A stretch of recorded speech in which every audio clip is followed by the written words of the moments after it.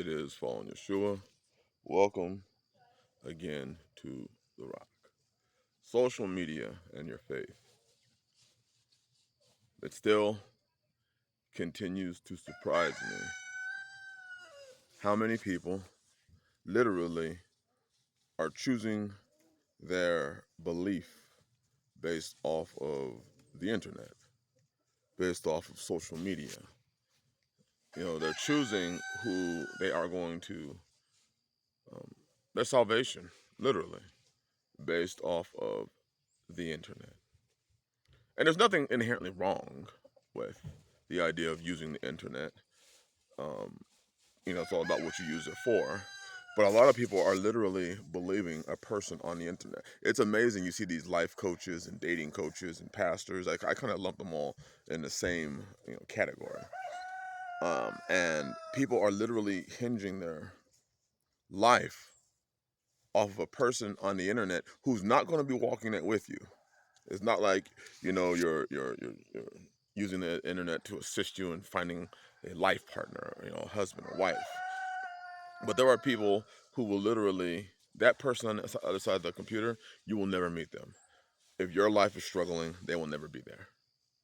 If you need help, they will never be there. But they'll pray for you though. Social media and the internet. It's caused anxiety. I mean, people are losing their damn minds. People over a man on the internet, because that's really where it started for a lot of people. Over a man on the internet, they decided to turn over their inheritance, turn over their lands, turn over their finances. And I look at the nation, I look at people, I'm like, God, we're gullible. We are foolish. We are stupid. It didn't take much. It really didn't take much. With the sisters here, a lot of people ask, like, with Sister Tanisha or Sister Ebony, and they're like, oh, what's their Facebook? And people find out they don't have their own Facebook. We have kind of a family Facebook, which is really my Facebook. They have no need to be out there. There's nothing that they are looking for out there. Now, do they have access to it? Sure, they got tablets and laptops and cell phones, and they just choose not to. Same thing with social media. They are hardly, and I mean hardly, on social media. Unless, sometimes they may be on it to learn to solve a certain pattern or learn a particular gardening concept or chickens or goats, or every once in a while to talk with other sisters whom they know. They will be on it, but otherwise they are largely off the internet. They don't scour, YouTube or Facebook or on Yahoo. You don't see them post. You just don't see them post. Their concern is the family. Their concern are the children. Their concern are the vision that is set. And literally, we all in this family have adjusted the things that we liked to the things that pertain to us, to the things that pertain to the Most High Yah. Literally. You talk to us 10 years ago, and we'll tell you a bunch of stuff that we liked, maybe 15 years, 20 years ago. 15, 20 years ago. We'll tell you stuff that we liked from, like, you wouldn't hardly ever get the idea that Sister T and myself both played college basketball. You would never get that perception. You would never get that idea. Yet, we did. We just don't spend our time focusing on the things that don't pertain to us, the family, those that we love, and our friends. Because social media is permeating and giving this perception of it's just bullshitting people, and people are so gullible to believe anything that they see. Literally, you go on the internet and you found a man of God in the clearance section of your local Amazon. You found your pastor in the clearance, and one of the first things that you notice about your favorite pastor is they're telling you how you can, they're making it known, and how you can pay them, what they're selling you. They're all trying to sell you something. They link their church with their business, and Yeshua becomes the merchandise. I find it odd Maybe it's because I've come out here and I've been able to, have this peace. And a lot of people I try, I've talked to many of you men, and I've talked to you about this peace, and it's like it's not something that you know by watching this channel. It's not something that you know by a visit. When you can put your phone down and you can turn off your router and you can sit with your family, you can chill, you can fellowship, you can talk, you can laugh, you can play games. When your children don't sit in front of tablets and don't sit in front of cell phones and don't sit in front of the television day after day after day learning bullshit. Does that mean no? We have time. We have video game time. We play as a family. We have the children have their particular shows. After I go through the show and make sure there's no bullshit in it, no witchcraft or trans anything or homosexual. By the time you're done with that, you're left with very few shows.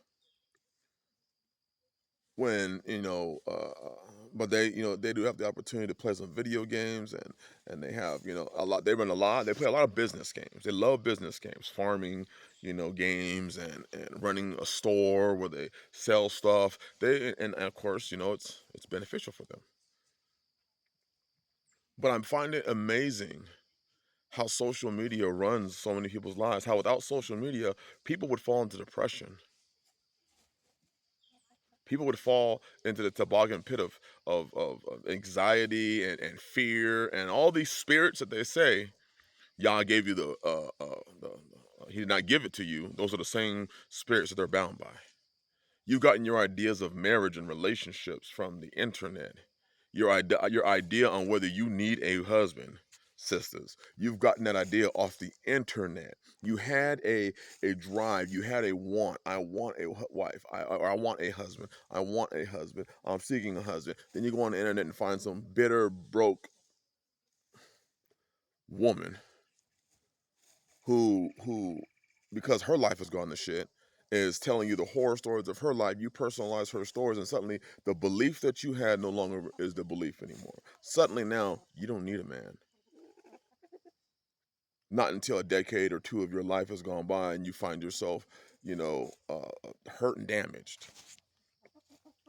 The countless number of sisters that I have to talk to that hit me up, that I end up talking to because you were given the perception that you didn't need a husband in this faith because you heard some other woman, and then and then you ran across a channel. You may have heard Sister T talk about something, Sister Ebony talk about something, um, and some of our older videos, and then some of our newer videos. You see Sister Taylor talk about something, and it hit you, it resonated. That old idea that you had in the back of your head that you got rid of because you saw somebody on the internet, on social media, tell you that it was wrong. Um, um, that idea popped back up into your head, and you realized you knew what you were missing. And the Most High was trying to speak to you the whole time. You just ignored him.